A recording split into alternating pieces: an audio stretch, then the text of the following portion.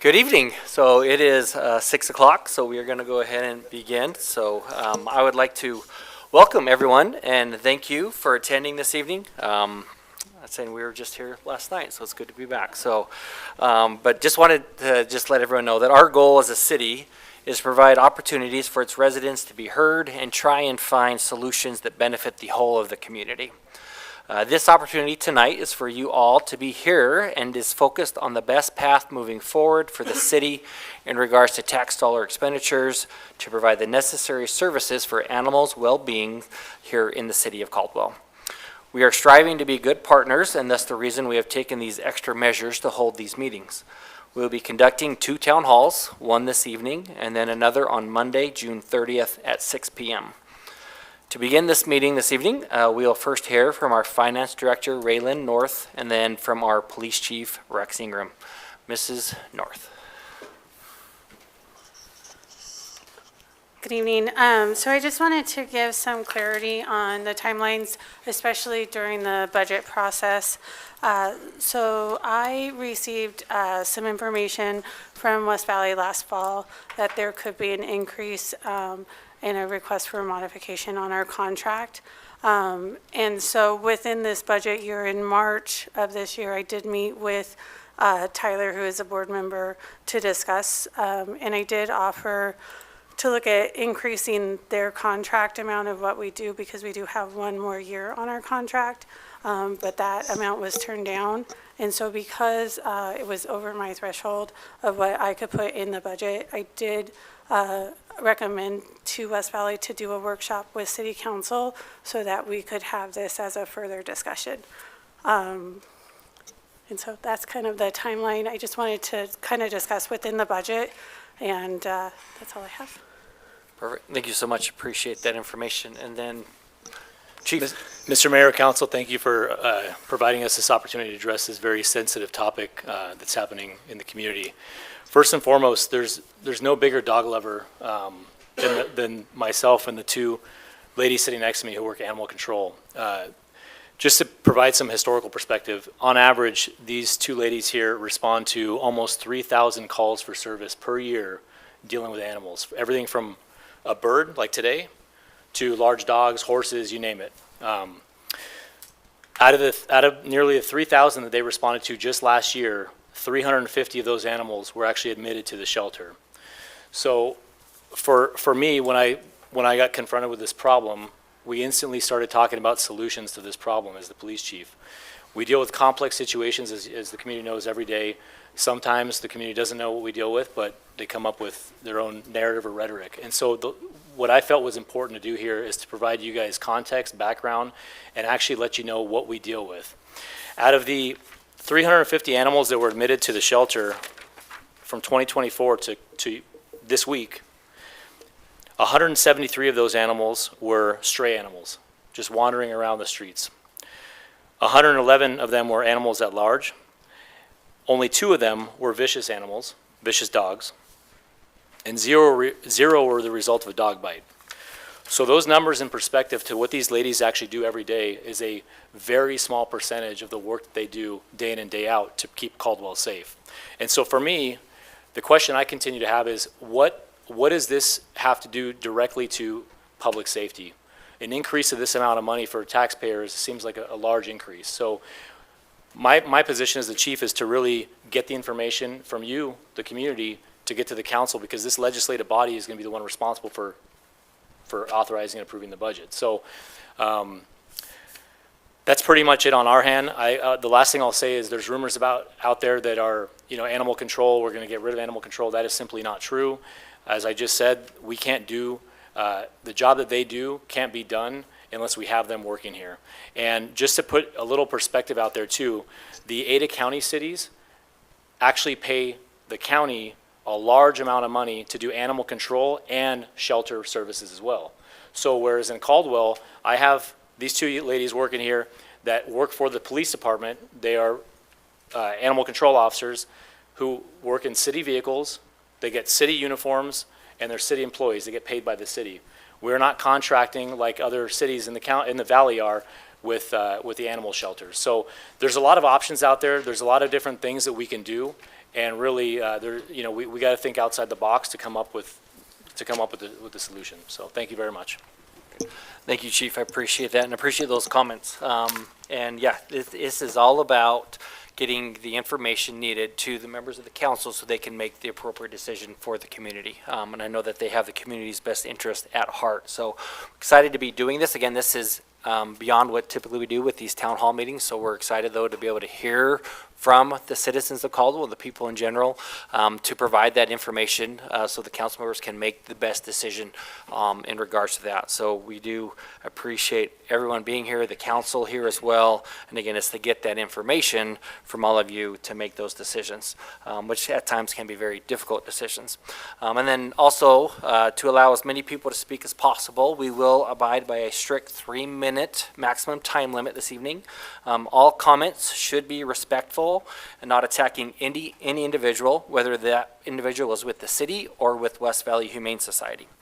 I actually had a phone conversation earlier today with the president of the West Valley Board, and it was very respectable and a very professional conversation.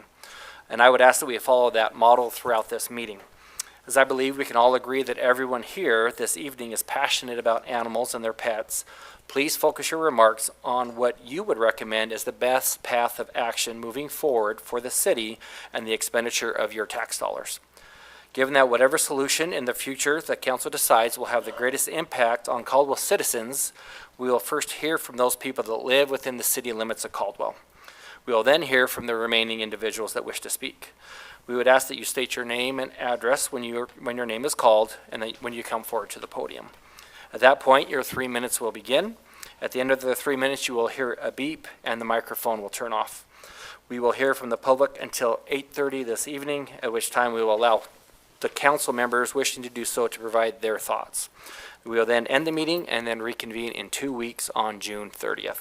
So if you're wondering why we are putting down if you're in the city limits or not, we wanted to ensure, as those people do pay the tax dollars that fund animal control, that they had that opportunity to be heard on that. So that's the reason that we will hear from them first, and then we will allow everyone else to speak as well. But we did want to hear from those that do reside within Caldwell to begin with.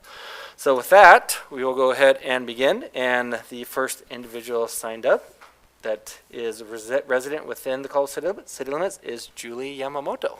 So if you'd please just state your name and address, and then for the time, you will notice up on the wall there that your 3 minutes, so just keep an eye on that. Thank you. Thank you. Julie Yamamoto, 2619 South Willowbrook Place here in Caldwell. And just wanted shortly to say, my mom and dad helped pass that bond to build the animal shelter. And they knew it would raise taxes. They lived in Nampa, so it was a Canyon County thing. My brother and sister both served on that board back before it was called West Valley.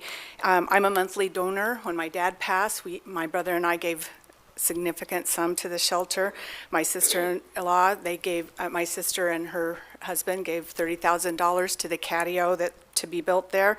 And my one sister is tireless, as are many people in our city and county, in getting animals, especially feral cats, and having them spayed or neutered and returned in place, so that they never make it to the animal shelter to try to be homed, but nor are they going to continue to have littles and just overpopulate. And I say this only because I want you to know that I'm willing to pay taxes and I'm willing to do the hard work. And this is a challenging thing to ask people in this day to increase their taxes. But I think that's exactly what needs to happen. And the reason I say that is that in 2010, then Sheriff Chris Smith asked me to be the chair of the Red Ribbon Committee, and what it really was a colossal pain in the rear, but we got everybody together from Caldwell and Nampa, the county, and we talked about the very thing that you suggested, that there's going to be a meeting.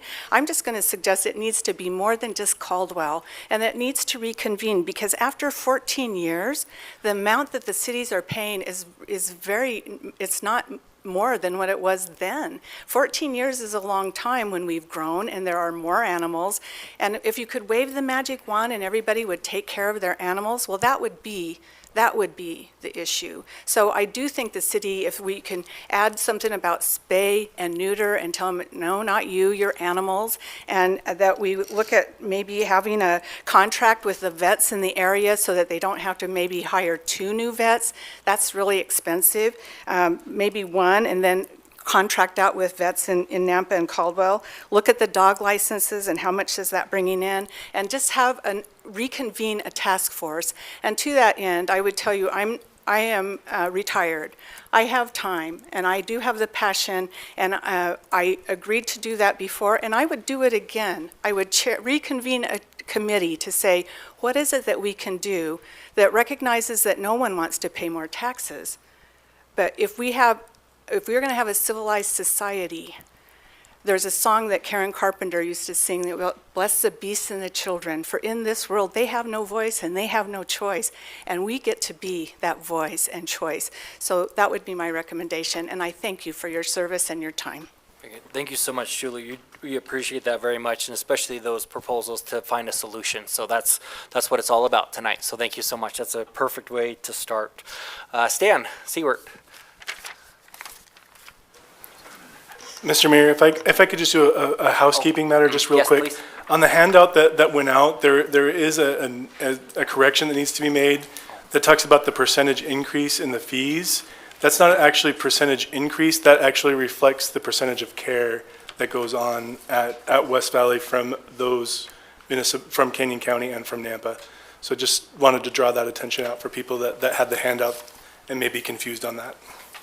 Perfect. Thank you so much. Appreciate that. You're always welcome to intervene as a city attorney. So, okay, Stan, if you please state your name and address, and then you'll have 3 minutes as well.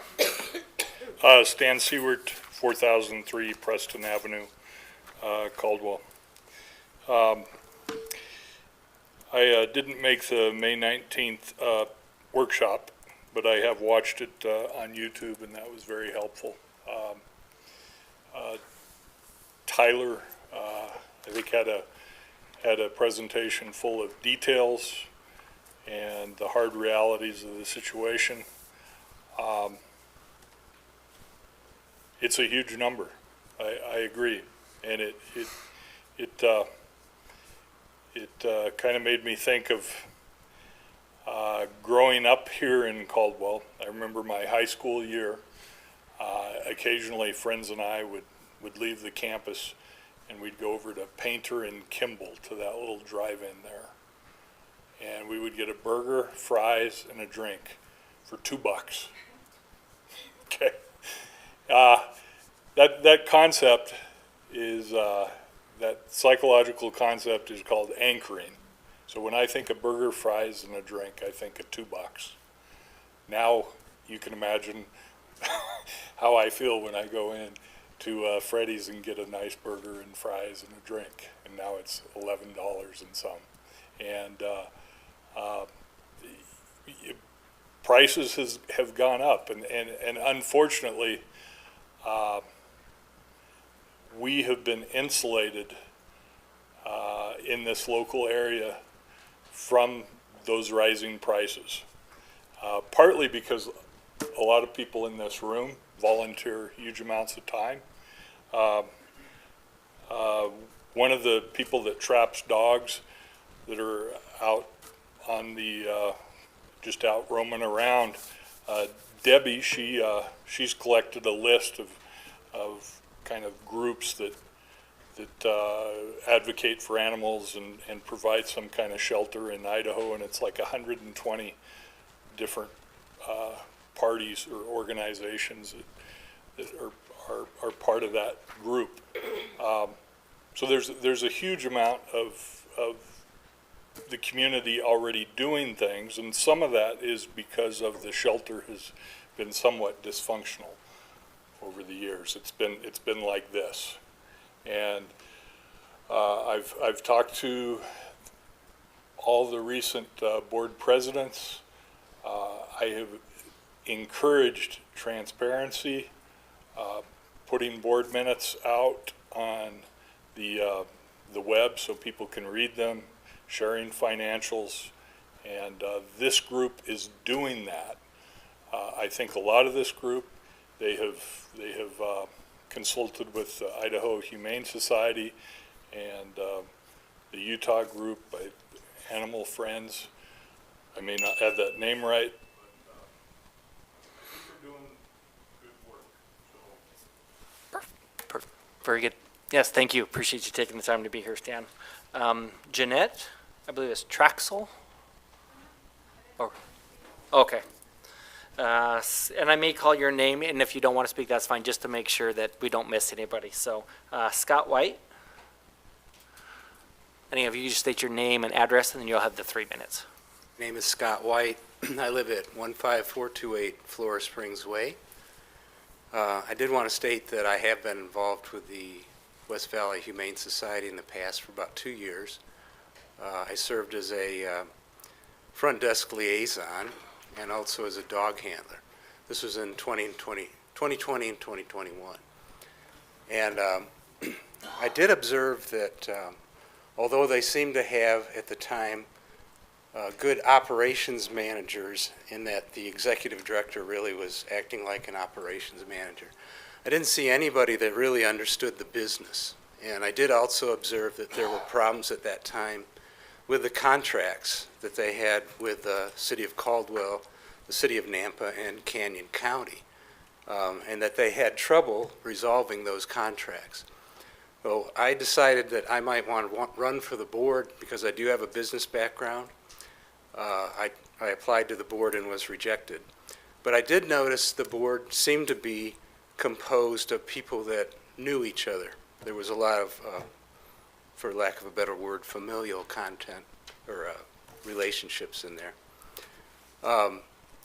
But I do feel, after what I've read in the Idaho Press the other day, which I thought was a pretty good article, it seems like the first time that I've seen anybody that understands the business come in to the Humane Society. I do not think that the previous board nor the administration, the staff, understood the business. I think, and I don't know why. I wasn't here in 2011. I don't know why the county contracted with this organization when I assume they used to do this service themselves. But I can only speculate that maybe you had a bunch of animal lovers that came in and said, hey, we'll do that, with no regard to what the actual operation was going to cost. Since I've been there, or since I've been in Caldwell, I have seen time and time again them get in financial crisis and have to be bailed out. This latest organization, Best Friends Animal Society, seems like they bought their way in with a $500,000 donation. However, I was very impressed with the board president and what he said in that article, and it seems like this is the first time they've actually looked at their costs.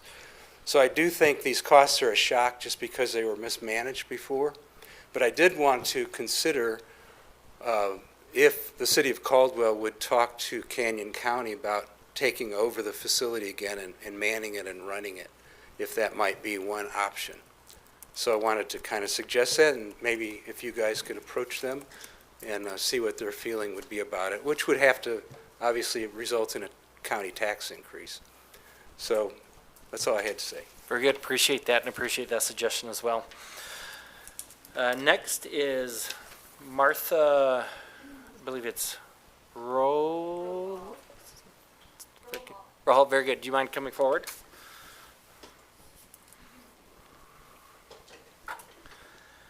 And if you could state your name and address also, that'd be appreciated. And then you'll have 3 minutes. I'm Martha Rohal. I live at 2711 Quail Meadow Loop. My concern is what I also read that would cut costs, and which I don't want to happen, would be to kill the animals. So I want it to remain a no-kill. I understand the need if it's a vicious dog or if a dog is not healthy, but I wanted to, if we were going to cut costs, the one thing I didn't want to happen was the killing of a dog or a cat or any animal that they're live and they're well. I just would hate to see any of them be harmed or put to sleep. I guess that was my main concern. Yes, thank you so much. Appreciate you being here and voicing that concern. Kim Strathorn had indicated not, to, or actually, no, Kim, you did indicate to speak. I apologize. Kim Strathorn, thank you so much. If you could state your name and address also, and then after that, you'll have 3 minutes. Kim Strathern. I live at 3015 Arlington Avenue in Caldwell. And I just, I like some of the ideas I've already heard, but I would like to take a different perspective, and I would like to see something done about the backyard breeders. Because I lived near somebody that always had husky puppies for sale, and then every month you'd have 6 or 7 huskies in the shelter because the people didn't understand the breed, and they weren't doing a good enough screening, and I really like to see something done about the backyard breeders. I would also like to see, in addition to low-cost spay and neuter clinics, I'd like to see, how about microchip clinics?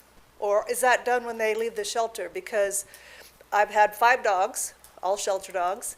Only one escaped, and that was because the big wind blew my gate open. But she was returned to me by a Kenyon County sheriff, thankfully. He was always called when German Shepherds were loose, because he was familiar with the breed. So before 12 hours, she was back because I had city tags and my phone number and her name engraved on that city tag. So all he had to do was look at her collar. He called me and said, "Oh, are you Alyssa?" I said, "No, but you must have found my dog," because that's her name. So, I look at all the sites of the lost dogs, and they're all of them, not all of them, but the majority do not have a collar or tags or a microchip. Now, if you can get that done, you're going to have less cost because those those animals are going to go back to their humans faster and not have 5-6 day stays. So I'd like to see something like that, if possible. And I'd like to see how we can try to make people more responsible for their animals. Right? I mean, it's an animal. You should have it for life. Sometimes there's circumstances where that doesn't work out, but it's a commitment. And you have to take care of them, and you have to feed them, and you have to, if there's a hole in the fence they're getting out, you got to fix the fence. You can't just keep letting them get out, right? Because they're going to get hit or worse. So anyway, that's all I had to say. Very good. No, Thank excellent. you. Thank you so much. We appreciate that input. So April Long had indicated not to speak. Is that correct? So do you wish to speak? Okay, yes, no problem at all. So please come forward. And if you could state your name and address, and then you'll have 3 minutes as well. Thank you for having this meeting today. I just got off a plane, so I'm not really prepared. But I have a lot of skin in the game. I started following the shelter situation when it was sheriff's ran by the county, and I started volunteering. I did so for many years, and I did it like a job. It was like a job. I ran their Facebook group. Anyways, I've watched it from afar. After 6 years, I just kind of backed off, and I'm currently on a volunteer list, and I was going a few months ago, but I moved out of the county in Caldwell to the city now. So I would like to see the jurisdictions pay more. They need to. It has become a free-for-all with people having to run around saving dogs because the animal control they call and they're off duty. And these guys have recently, one of them helped me, and I think they do a good job, but like Nampa especially was telling people just leave the dogs loose. They weren't available on the weekends for a while, and so there's a lot of things that need to be done, and I think all the jurisdictions need to step up.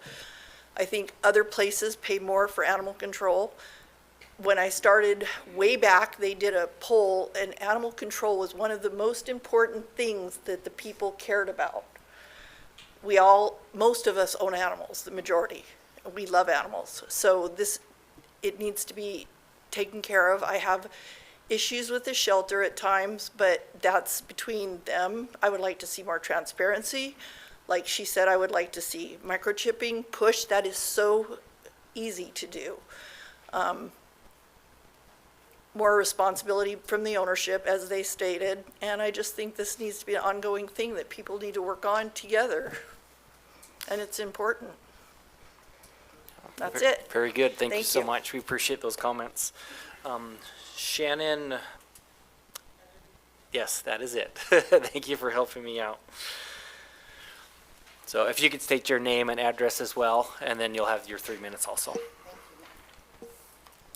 Shannon Netherby, 1606 Sunnyfield Avenue, Caldwell. I thought I was just going to raise my hand and talk, but I'll come up here too, a little nervous. So I moved here in 2016, and I think what I was surprised to see was that the amount of cats in my neighborhood, it's a nice neighborhood, amount of stray cats, I should say.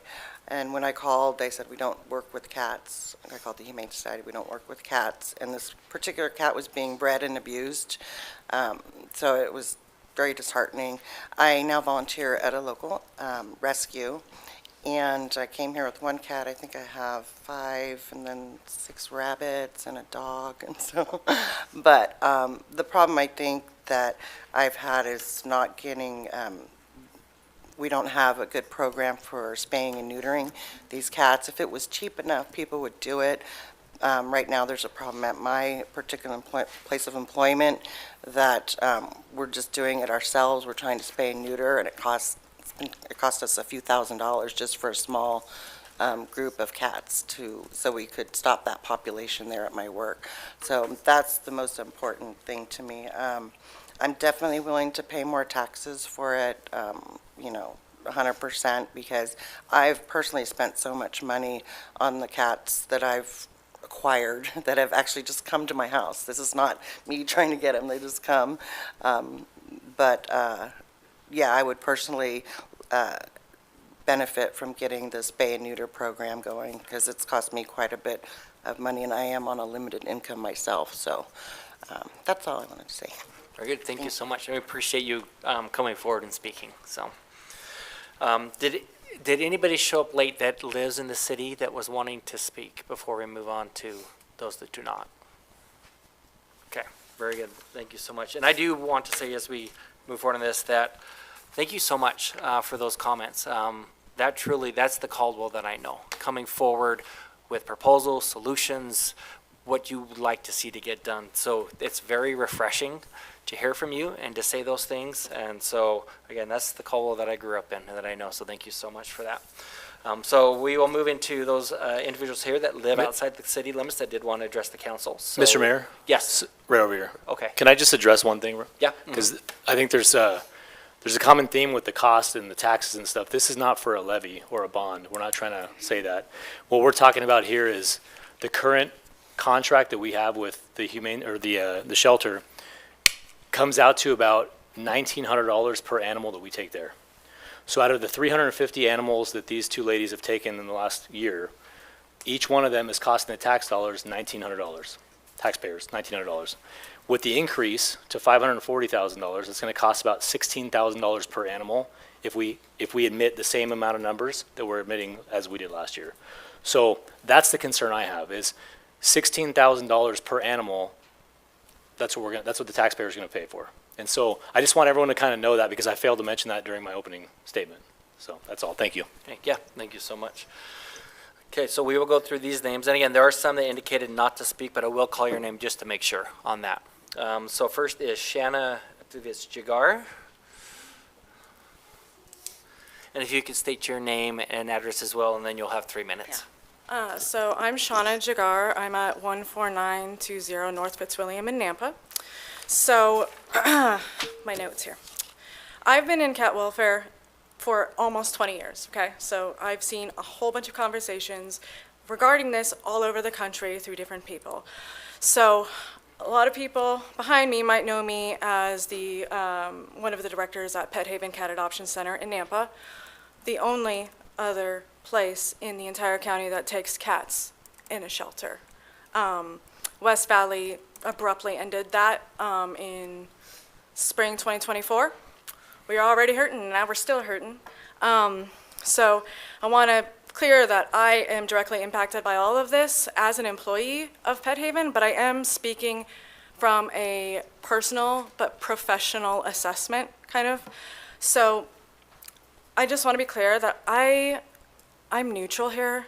I don't actually care if you say yes or no. Shocking. I don't care. What I do care about is fixing the problem that is actually the problem. And that, just to make it really simple, it boils down to the fact that Caldwell in itself has 35,000 unfixed cats, and the county has just under 1 million, okay? It's a problem, and every day I have people walk into my place of business and say, not my cat, not my problem. So here I am at 3 in the morning, watching all of these meetings with, you guys firing a bunch of very pointed but valid questions at West Valley, okay? But the problem is that even if you fund West Valley, the actual problem of reducing the overall cost of the infrastructure for animal welfare, it's still going to stay high because we're not addressing the real problem. In fact, giving them the funding is just keeping the problem where it is instead of furthering the fixing of it. And that is not West Valley's sole problem to fix. That is literally each place, Caldwell, Nampa, and the Canyon. This is everybody's problem. Just under 1 million cats is a lot of damn cats, and I will tell you, it's expensive. That's a lot of cats.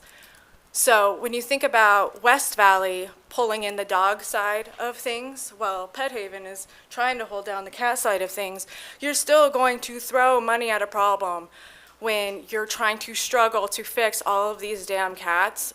And until you get that under control, everything is going to cost exorbitantly more each year. You have to curb it. That's how you fund the shelter. That's how you keep it with the sense of longevity, because right now that just doesn't exist. And I think that talking about this budget, which by the way is a national average, they're not asking for anything crazy, it just sounds crazy because we're so used to what it is. But quite frankly, the real solution is easy, okay? Spay neuter. It's actually harder than it sounds, but it is easy with the right resources. Instead of funding, essentially the cost of drop-off, like you're talking about, I'm out. Yeah, So but, can I, yeah. I really yeah. want to know what the rest of her solutions were, though. So it sounds like spay and neuter, like focusing What- on that, I believe would be the accurate statement on Was that, that- so. Well, was that the last suggestion was the spay and, I'm sorry, I know. I'm just curious, if you could just Yeah, just real quick. So, title them spay and neuter, and then, specifically, low-cost spay neuter. You do it at a high volume, you're over time curbing that population that's costing us so much money. Okay, that's the easiest way to do it. And quite frankly, from where you guys are sitting, the easiest way to delegate that problem is to make a task force to do it for you. People, vets, shelter professionals, rescue professionals, people who know what the problem is that can help you address it without you guys having to be like, okay, so who's paying for this part of that service for West Valley? It's not about that. Like, we need to figure long-term what we're doing here instead of throwing money without any plan. okay, thank you. So say yes or say no. That's what we need to do. So. Thank you. Yeah, thank you so much, appreciate that. So next is Michelle Glaze. So if you could state your name and address as well, and then you'll have 3 minutes. I will, and I have a lot to say, so I'm going to be breathing heavy and talking really fast. Michelle Glaze, 723 Lakewell Avenue in Nampa. First of all, thanks for letting me be here. I'm an avid animal advocate and a frontline rescuer, so I'm out there every day helping whoever I can, shelters, people, animal control sometimes if they ever need me, Nampa as well. Obviously, one of the biggest issues was money went missing and people were pretty infuriated, and it's unacceptable. I feel like from this point on, we need to find the solutions and not just concentrate on what the problem was.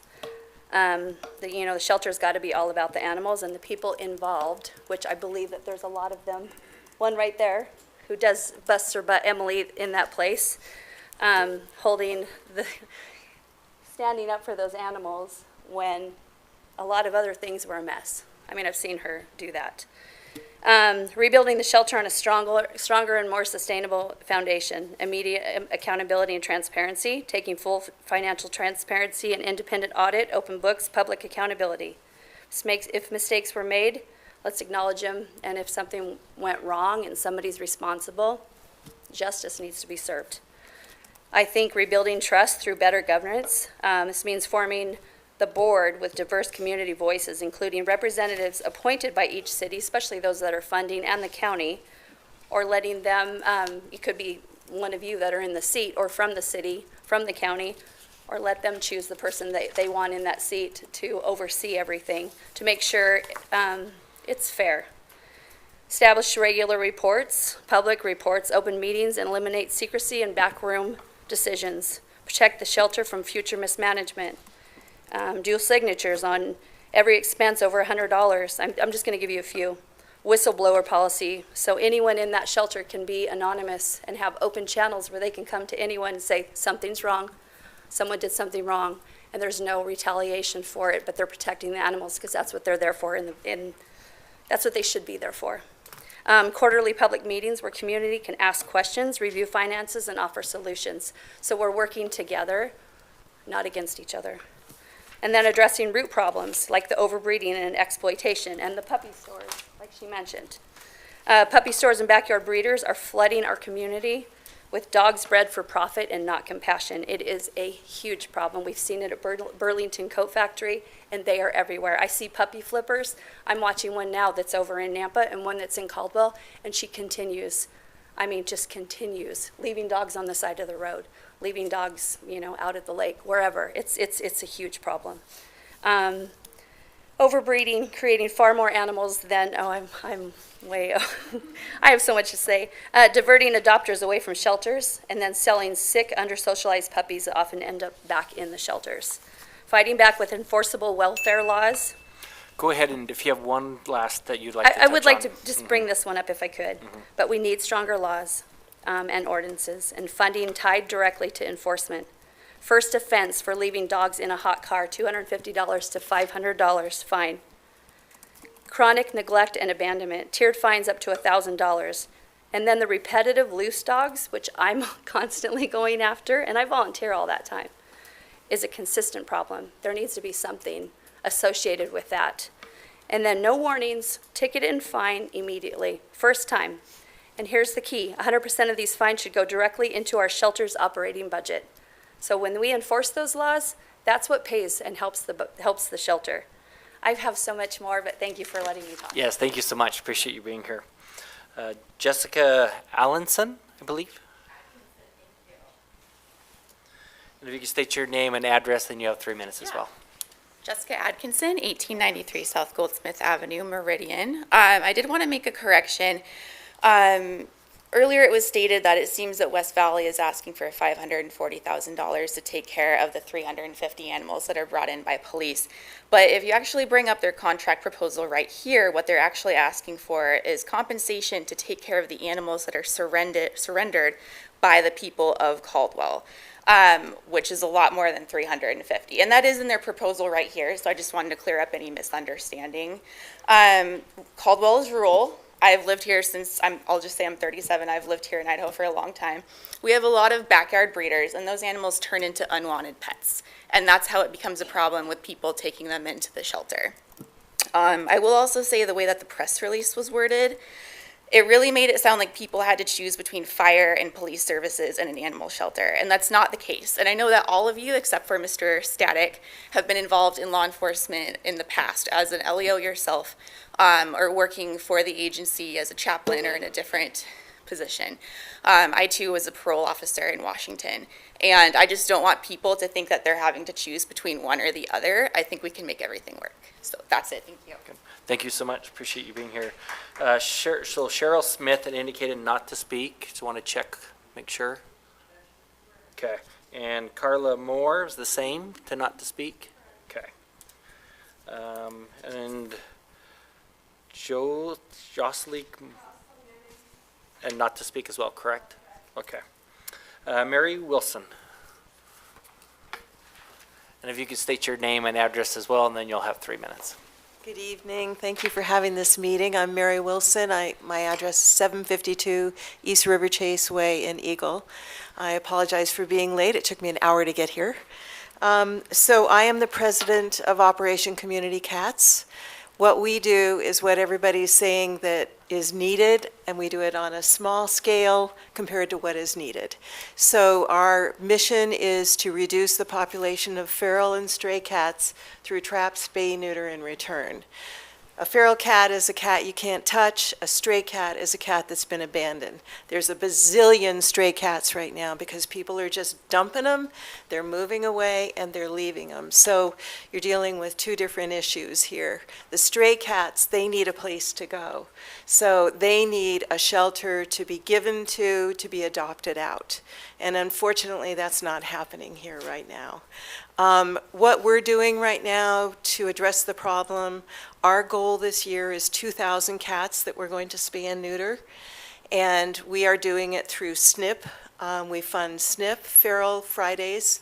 We're doing it through the SPOT program at IHS. And because that's just not enough, what we did is we went out and found a couple of vets who would do it for us at a discounted, way discounted rate. And then we went to West Valley and we said, can we use your surgery suite? Because it's just sitting there. And they said yes to Saturdays. So, so far this year, we've done 1,000 cats. And just for reference here, you guys, it's just amazing because if you spay 2,000 cats, let's say 1,000 of them are female, and that's on the low side because there's usually a few more females, you are preventing the birth of 20,000 kittens in the next year. So I love the comment of the facts of how many cats there are in this community, and it's just the only way to get ahead of it. I don't know the right answer about West Valley, you know, I just don't know what the answer is there. But I would love to see more funding for spay and neuter and a shelter for cats to be surrendered to and then taken back or adopted out. And, you know, we had Maggie from the parking called us and said there's some problems. And so I talked to Officer Trounsend. Is that one of you? Oh, right. Anyway, and so some of these ladies here have gone out and trapped your Caldwell cats. And so here's the schedule for our Thursday spay-neuter clinic. It's 59 cats, and about 40% of it is Caldwell, 40% is Nampa, and then the rest is from other areas. So there's such a huge need, and there's the poisoning and shooting cats, and that doesn't work. Australia tried mass extermination, and they have been overrun with mice. I mean, literally eating cars and houses and all that stuff. So I have a lot more to say. I'd love to talk to you guys anytime, so thank you. Very good. Thank you so much, Mary. Appreciate you being here. And Sarah? And if you could state your name and address for the record, or if you just state your name and address, then you'll have 3 minutes as well. Okay, thank you. Hello, my name is Sarah Tietz. I'm at 4504 Lake Avenue in Caldwell. I came to work with cats through my husband. He works at the landfill, and people dump cats out there all the time, and so we kind of had a harsh wake-up during COVID when we had a litter of cats on our hands and the shelter couldn't take them. And it's just kind of been that way ever since. So it kind of always feels like we're doing what we can. We've spayed and neutered several litters ourselves and fostered them and things like that. But sometimes we just can't help. We can't keep spending that much money all the time. So I also help Mary with OCC, and we're currently working on 3 different colonies in downtown Caldwell. And I've gone out to help trap cats, and then it's turned into what we thought were, a few cats, and then you find out there's probably 25, 30 cats there. And so that volunteer process is me going late at night, trapping as many cats as I can, downtown Caldwell, being there, till 10, 11 at night, taking them home overnight, taking them to the clinic, recovering them. It's just, it's a lot of work. It's a lot of work for one person, and I'm, like I said, I do it, but there are so many other people that are doing it as well, and it's just, everybody who's in pet rescue right now in this area is just really, really super overwhelmed. Nobody, Pet Haven can take them. They just took a few cats today, but again, that's something I'm paying out of pocket for. So it's just, it's heartbreaking, and we need to do something about it. I wish I had some solutions to offer you other than what was already brought up, but I don't, other than the backyard breeding. Like, it just makes me sick to my stomach when I go by, like they said, Burlington, and you see all these animals. So that's within Nampa's city limits. They need to, I don't know what they need to do, but that needs to stop. We need stiffer fines and fees for all of those things that we've talked about, so that can bring in some money as well. And I think that's all. Thank you for your time. Yeah, thank you so much, Sarah. Appreciate you being here. Is there anyone that came in late that was not able to sign up that wished to speak? Both of you? Okay, so do you mind coming forward? If you could just state your name and address, and then you'll have 3 minutes. My name's Wendy Coombe. I live out south of Melba in Canyon County. I've got a solution I think that might help everybody, especially you guys. Number one, you're not going to curb the backyard breeders very fast to solve this problem. Number two, it's hard to teach people responsibility for their animals in getting them spayed and neutered. What we need is an inmate release work program. It seems that about half of the budget, as I understand it, is going to unskilled kennel labor. Okay? You don't want to lose any more law enforcement officers because you have to budget to take care of this animal shelter. What we need is one van, one officer, and 6 or 8 guys or women going over to the shelter and doing the unskilled labor. If that part of the budget was cut back that far, you could take your costs back 1/3 or more. And I'll plant that seed and leave it with y'all. Yeah, no, appreciate it. That's a good seed. Do you mind coming forward? Yes, and if you could also state your name and address, then you'll have 3 minutes as well. My name is Lori Whitkus, and I live in Nampa. I'm off of Midland and Nampa. I used to live off of Middleton and Smith. I've been doing rescue for 35 years between here and California, 20 years in California, 13 years here. Been very involved with TNR, spay and neuter, and fostering and adoption. I probably personally have been responsible for close to 1,000 cats over that time frame. And it's a sad problem, and TNR is really the only way to get your arms around it. We had some studies that were done in California from when they started the program until, I guess it was 15 years into it, that the amount of money that they spent on care and feeding and extermination of cats versus the TNR release program cut their expenses by well over 50%. It was closer to the 65% range. So it really did work, and the numbers of cats actually started dwindling so that you didn't have this constant replenishment. There's a ginormous problem of it. I go through phases right now. I'm kind of in one of my really getting fed up with things phase where I post regularly on Nextdoor and Facebook about spay and neuter, about appointments, about how to foster, all the things. I work as a mentor, volunteer mentor, to anybody who needs my help to understand how this process works, to understand how to tame a feral cat, how to adopt out animals, the whole thing. And it's just really frustrating in the last year that we've had no cat services except for Pet Haven here in Canyon County. And it's really cut back on what we as rescue people can do. I no longer have the facilities to do that. I moved 3 years ago and just don't have the facilities. I had actually, as my mother always got her friends giggling about it, we had a cat house in our backyard, and it was a 2-story 8x10 shed, had heater, AC, a catio, the whole thing. But you know, there were any given time I had well over 20 cats at a time in there that I was fostering and taking care of and adopting out.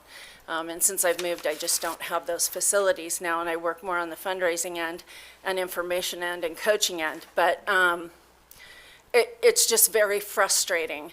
And I don't know what's happening to the money that you guys are putting out with the shelter. I mean, I thought when Best Friends came on last year, that was part of the whole deal, is that they were gonna do a study and see where everything was going. And I just don't understand how it's not working and how they're not able to do things. But I also know, like I said, from the ads on Nextdoor and Facebook, that people are just irresponsible with their animals. Yeah, very good. Thank you so much. Appreciate you being here. Ma'am, you said TNR?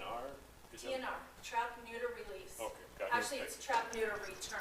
Okay. Because you don't want to just release them anywhere. They have to go back to where they live. Okay, thank you. Okay, thank you so much. I saw a few that came in right there at the end. Did you want to speak, those that just came in? No? Okay, very good. So we do have, okay, yes, please come forward. And if you could state your name and address, and then you'll have 3 minutes as well. Christopher Schaefer, 201 Midvale Avenue, Caldwell. So I've been doing sheltering now for quite some time. I'm currently the COO over at the Idaho Humane Society. Prior to that, I ran the city shelter in Amarillo for 3.5 years. Before that, in Arizona. All of these problems are real problems that have needed addressing everywhere all the time. But the crux of the situation with the shelter, and I was in there a few months ago for a couple months after it kind of crashed and burned, and they've made a lot of progress. But the crux of the issue is that if you're not contracting with them, you're gonna have to figure out sheltering, animal enforcement, and that's going to cost you millions of dollars a year.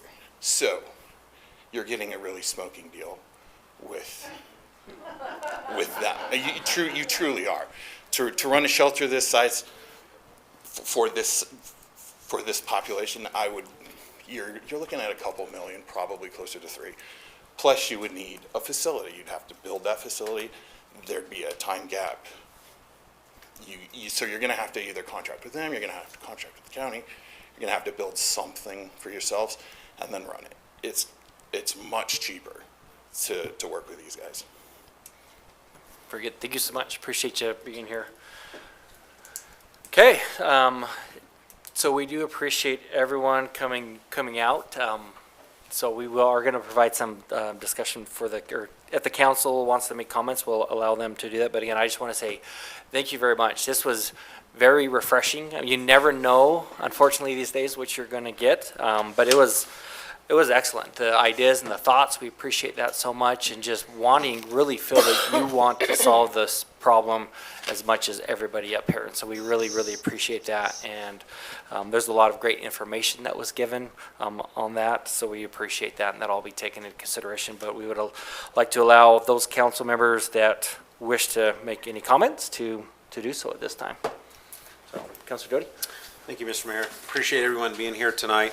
I don't think it's quite as simple as everyone sometimes thinks it is in their comments in the community.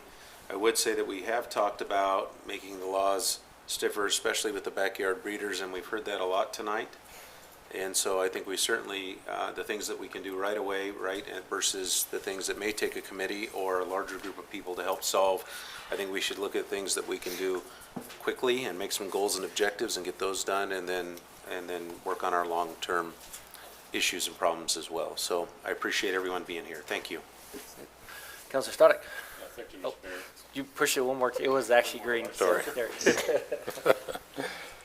The concern I had, of course, was the sticker shock when they told us exactly what the increase would be from the $68,000 a year to the $540,000. And the first thing that came to mind, I'm from a business background. I'm retired from the Simplot Company Food Group, but you look at a balance sheet, you look at what you're doing every year. Are you paying the bills? Is it costing you? Those kind of things I don't think ever happened with whoever was in charge in the previous years. And those are kind of guidelines you have to go by. I mean, if you're spending more than you're bringing in, obviously you go out of business. And I think that that lack of accountability and transparency that they had needs to be fixed right away, because we have to know what those costs are before we can take your tax dollar and start spending it on this kind of an operation. It's got to happen that way, otherwise, you know, I'm out in left field with that if it doesn't happen that way. And understand with our growing population, we do have, you know, more animals that we have to take care of, but it has to be a joint partnership here. The Humane Society has to be, you know, a little bit more friendly with us, so to speak, and tell us in that transparency part of it exactly what's costing and why. And before we know that, I mean, I just don't think we can go any further, and we need to do that.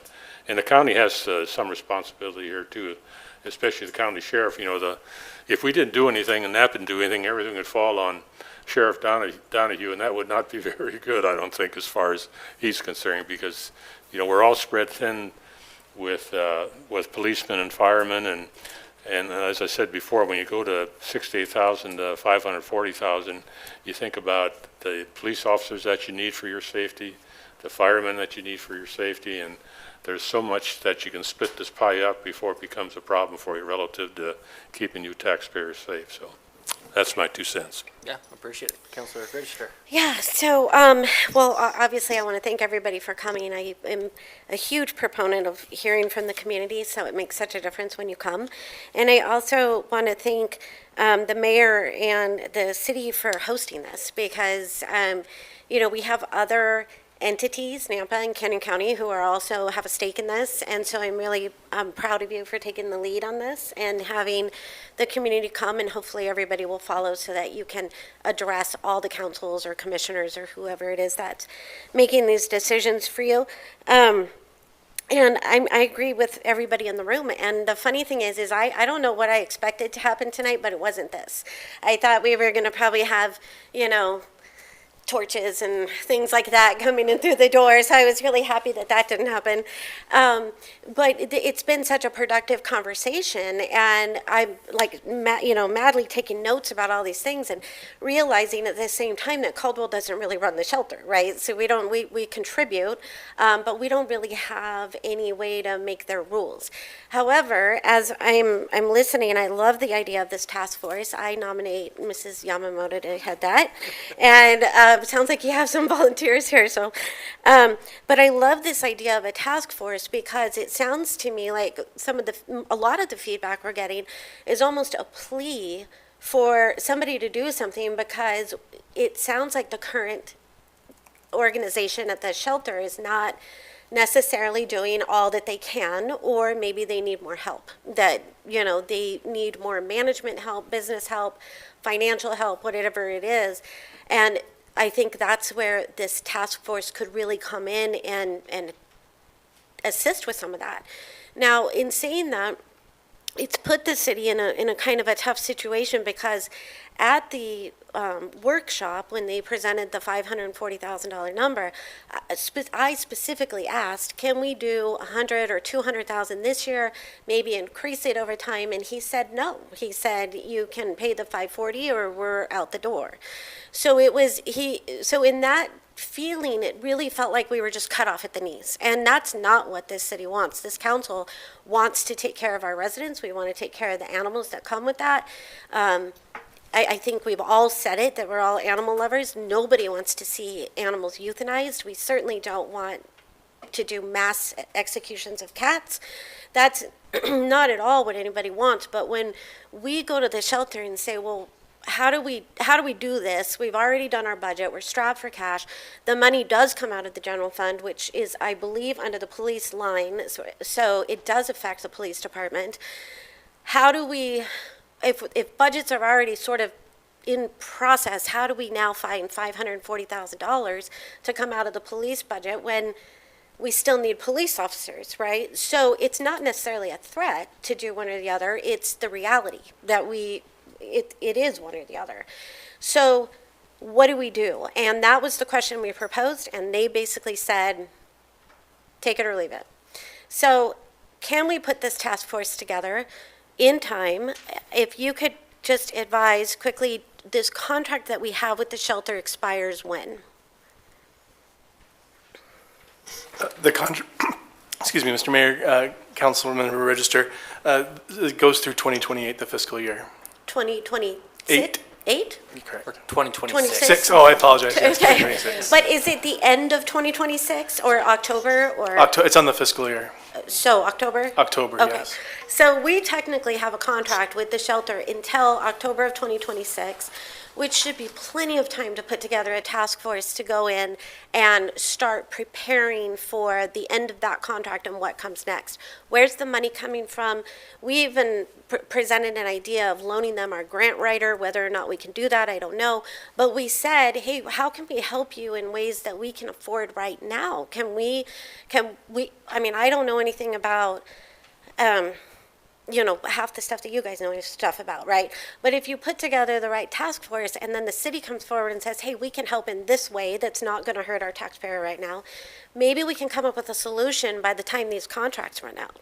And if the Humane Society does not want to work with us during the next year to come up with those solutions, then maybe we need to work with another organization who will. And maybe we need to start from the ground up, like you've said, and say, look, not only are we going to do this, but now we're going to build in these rules, like somebody was talking about with accountability and the regular reports and having the city representative and the dual signatures and a whistleblower and all the things. Why can we not rebuild it that way? If the current management or organization does not want to do that, then maybe it is going to be the responsibility of the people who contribute, the cities, the county, taxpayers, you guys, the volunteers, to demand that we do better. I think that was pretty much all I had. I'm just kind of looking through here again. One thing that I did want to suggest was the people that had these amazing suggestions, could you email them to the Caldwell City Council, the Nampa City Council, as well as the Canyon County Commissioners? To be honest with you, I don't know what smaller cities donate or contribute or don't, so whoever needs to see them. I absolutely agree with everything that you guys said about the backyard breeders, the microchipping clinics, holding people more responsible as much as we can. I think that's a hard balance a lot of times. And having more accountability. I think that one of the frustrations, as Councilor Stoddard alluded to, is that we don't get the invoices, we don't get the bills, we don't get the reports. We're just sort of required to write a check and hope that it's being used correctly.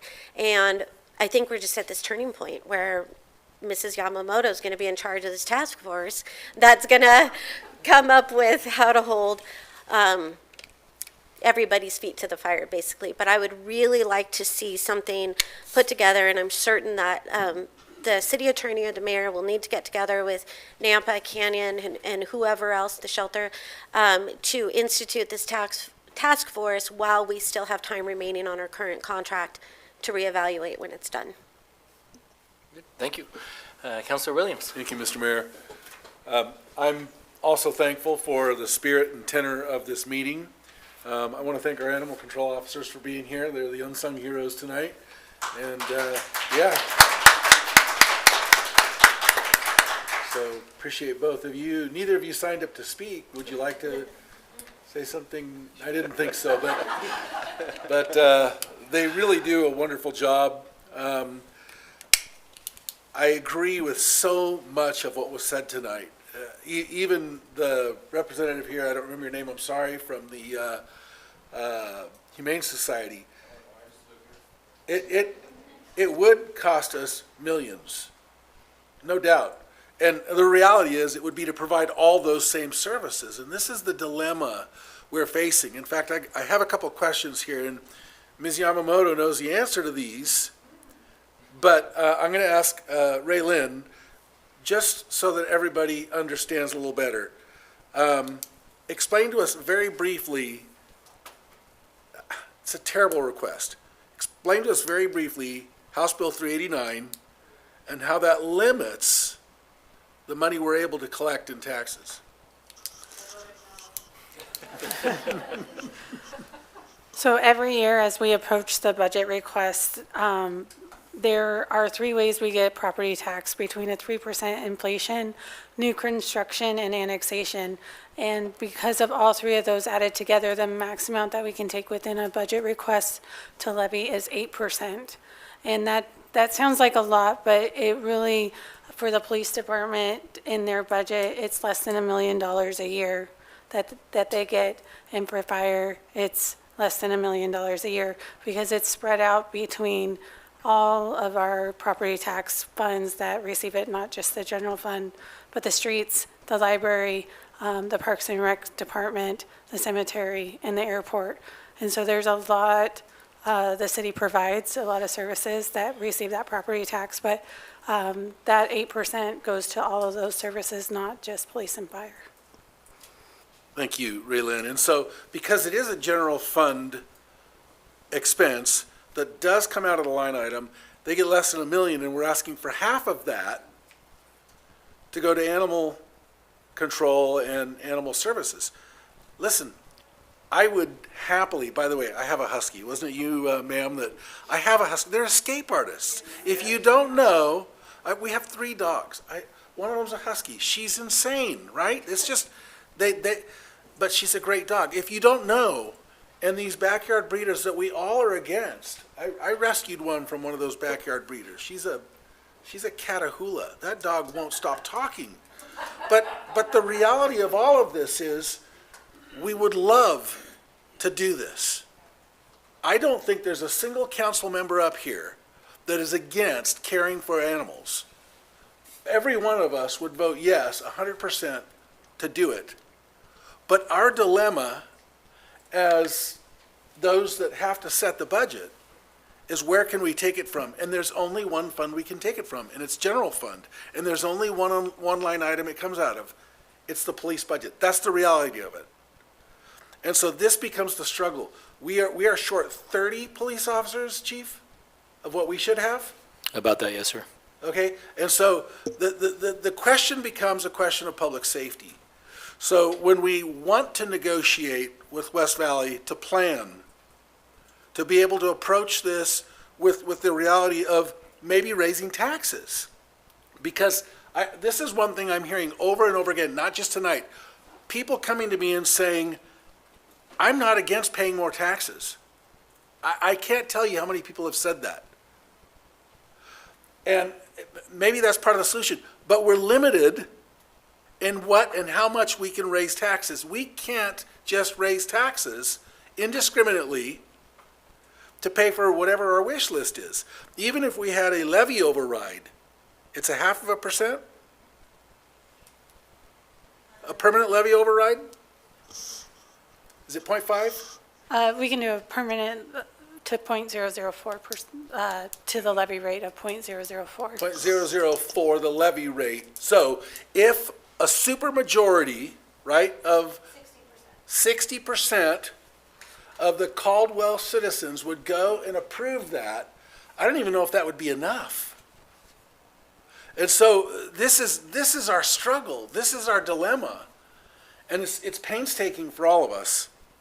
Part of our problem is that the county has abdicated their authority to this animal shelter. And so now we're dealing with a not-for-profit organization rather than another government institution, and we don't have the authority to tell them. I thought it was a great idea to have it as a work release program. It's not our institution to run, no pun intended, but this belongs to a nonprofit. We can't go in there and tell them to do that. And if it was still run by the county, it'd be a natural, because the county sheriff runs that work release program. And so some of these ideas, as great as they are, and I thought that's brilliant, we have no authority or jurisdiction to tell them to do that. The fines and the fees, maybe we need to look at that. I mean, maybe we just need to get absolutely barbaric and find, I bet I looked over at you two. I'll bet you loved the idea of finding people that leave dogs in hot cars. I mean, why not? Let's charge them $500. It's abuse. But if we're going to do that, let's charge $5,000 for leaving a child in a hot car. Because if we're going to talk about dogs and cats, let's talk about the children. And this is one of the problems, is we have to make hard choices. Well, I'm taking longer than I wanted to, but I do appreciate all of you coming here. Thank you.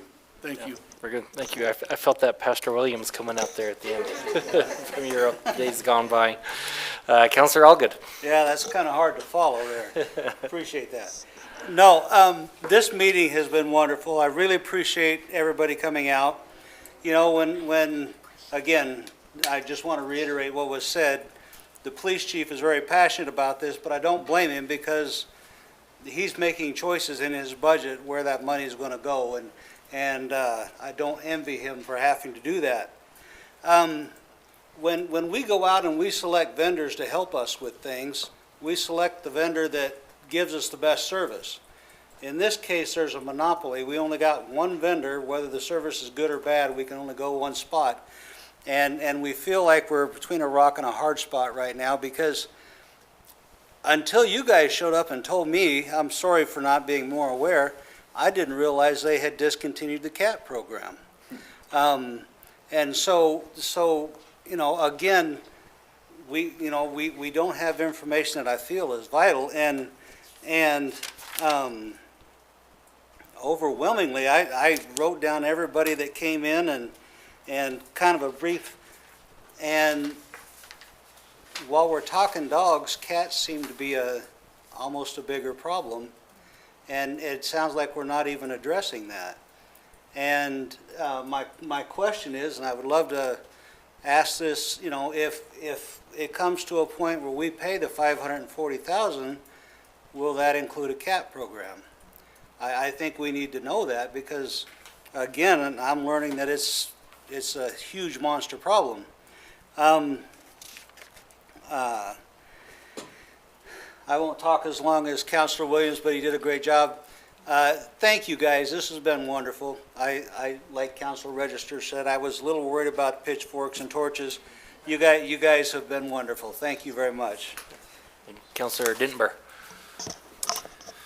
I echo the sentiment of everybody who had a chance to speak before me. It's nice when you have people who are passionate and also can relay their wisdom. And you guys are truly a group of people with a collection of wisdom, and I appreciate hearing from everyone.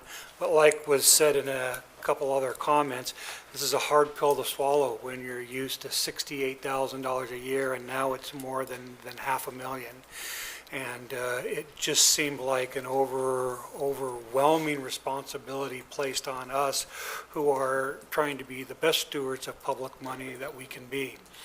We hear all the time, well, how come you just don't take money out of the road fund? Or how come you just don't take money from there? And so maybe our finance director can tell you why it only comes from a certain narrow item in the budget and not just abandoning a sewer project or abandoning a road or not building a bridge to take care of a sewer. So why don't you explain that a little bit if you can? So we have two different types of funds. We have a government fund, which is where the general fund comes into play, and we have enterprise funds where specific fees, such as water fees or irrigation fees, are charged in. With enterprise funds, those fees are the only source of revenue, and they can only be used for expenditures within that fund. Where animal shelter services are not specific to water, sewer, irrigation, golf, all of our enterprise funds, and so we would not be able to transfer those funds to the general fund to cover this expense. There's really two sources of revenue. It'd be property tax and sales tax. Those are the two sources that would be used to fund, which is how we fund police and fire. Thanks, Ray Lynn, and you've heard it over and over again. The only place to get money to fund a shelter is from the police and fire fund. I, like everybody else, truly appreciate everybody's suggestions, everybody's comments, but we are in a difficult spot. And not only are we in a difficult spot, we are, as much as we can, addressing the issue head on. We're not, pushing it aside. We're not saying it's not relevant. We're not saying that it's not a big issue in our community. Kind of on a humorous note, maybe if there is any humor about it, a couple weeks ago, Councilor Allgood right here said, my word, if you get people mad about dogs and cats, you'll see them come out. And I can tell you, there is probably 10 times more people here than has come to our budget hearing when we've allocated close to $30 million of taxpayer funds. So he's absolutely right. We care about our animal lovers. I'm an animal lover. I've got all my pets from West Valley. For the last 35 years, have all come from West Valley. So it's a difficult situation we're in. Thank you, Councilor Denver. Councilor Richter had a Yeah, question. I did. I have a question that maybe somebody can answer for me. So Canny County owns the building, is that correct? Did they give it to the, okay, so they still own the building. So if the, okay, so they rent it to them. So if these. $1 a agents- month, ma'am. $1 a Dollar month. amount. So $12 if the a year. agencies came together, they would still have that building. They would just be doing a request for proposal from another group to come in and manage the animal deal, right? They have responsibility for care and maintenance of the building and the grounds. Right, but the folks that are West Valley do not own that building, so they can't take it away. They would, if there can't be a compromise reached, the county still has that building that could be used as a shelter, bringing in RFPs for another agency to manage it, which would be what that task force would sort of work on, right?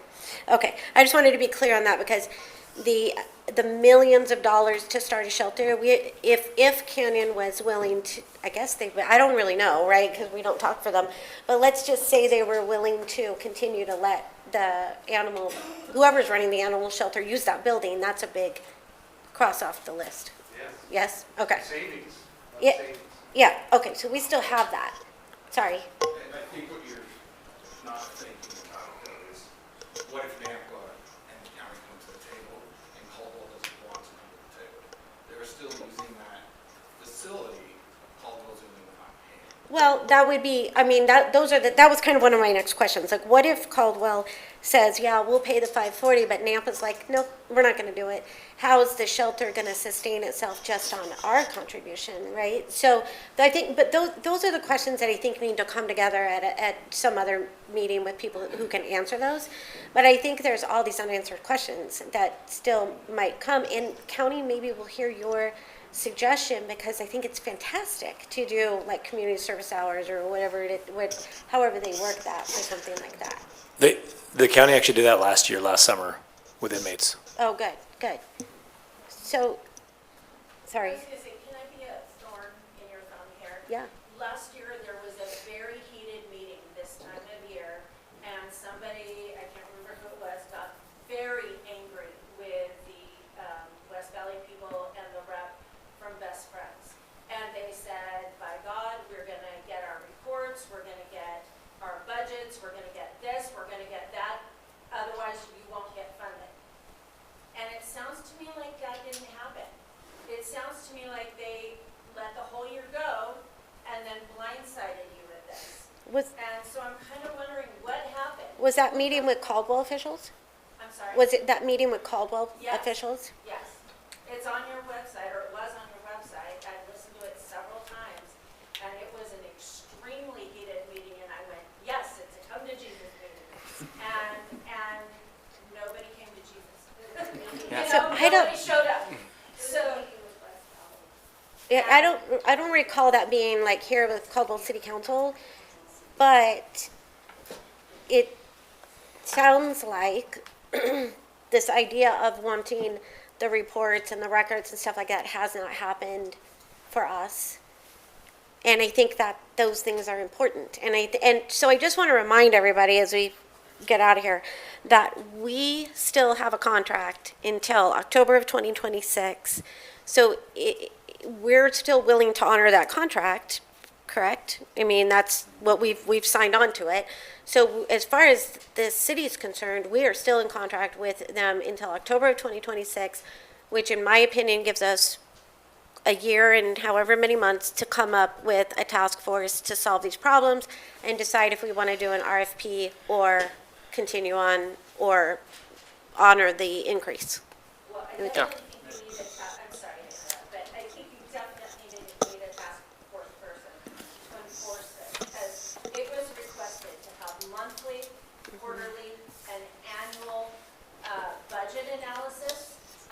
reports on where the money's going, those kinds of things, and it just really sounds like the ball was dropped, and I'm really sorry to say that.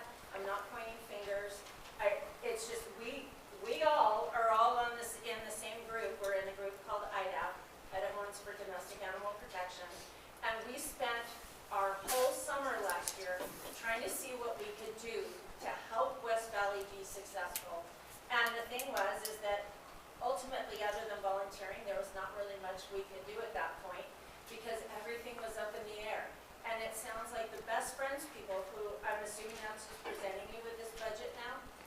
Is that who's running the show? So I believe the Best Friends is the president of the board, if I'm not mistaken, if I'm getting the organizations correct. Does that Yeah, sound right? West Valley Humane Society has So been West Valley representing is itself. presenting it. Yeah, presenting, but I believe that a member of their board is part of that organization, if I'm not mistaken. Promised you guys all those reports and budget analysis on a month-by-month, quarterly, and annual basis. And that person has not fulfilled their promise. Yeah, and we are looking into that, and so. That's the other thing, is they're not transparent. They should be publishing, I'm sorry, I'm going to be rude here. They should be publishing this crap. We should be able to see it. Yeah. Yeah, and so I do, so I do want to Mr. kind Mayor, of roll it back in, If so. I may just, contractually, there is an obligation for the city to receive this information. There has been, we recently requested and did receive that information. So I think to let that be leveled, that West Valley has provided that upon our request just this week. Yep, But you so had we to did. request it, So we did. and- correct? They are providing it now, Yep, yes. on that, so they are. And so we do, again, we don't want to get too far off, so we do appreciate all the comments. There'll be time for additional discussion on that. And there was, like, I would echo the sentiments of the council. There was a lot of great discussion tonight. I took a lot of notes as well. There were so many things that stuck out, but one thing, and I kind of summarized this, but from one of the people that presented, was about finding solutions and not just throwing money at the problem. And I appreciate that, because I think that is key to rather just throwing money at a problem that may not get fixed. What is the actual solution, and how do we fix that rather than just spending money, and the problem's going to continue on and on and on. And I think that's what a lot of the focus was on tonight, and really appreciate all of that feedback. And yeah, I learned a new acronym tonight as well. Councilor Stoddard asking that question with the TNR, so appreciate that information on that. So, again, excellent information, really appreciate everyone for being here, the comments that were received, the questions that were asked, and everybody really coming in a spirit of wanting to fix that problem, and how do we do that. So we look forward to, there's a lot of homework that we have on our end now with this task force and with so many other things, looking at those solutions that could, again, fix the problem in that regard. So that is all for this evening. We do, again, appreciate everyone for coming out and for voicing your concerns and your opinions in a very respectful manner. So thank you so much. And with that, we will end this town hall. Thank you so much again for coming.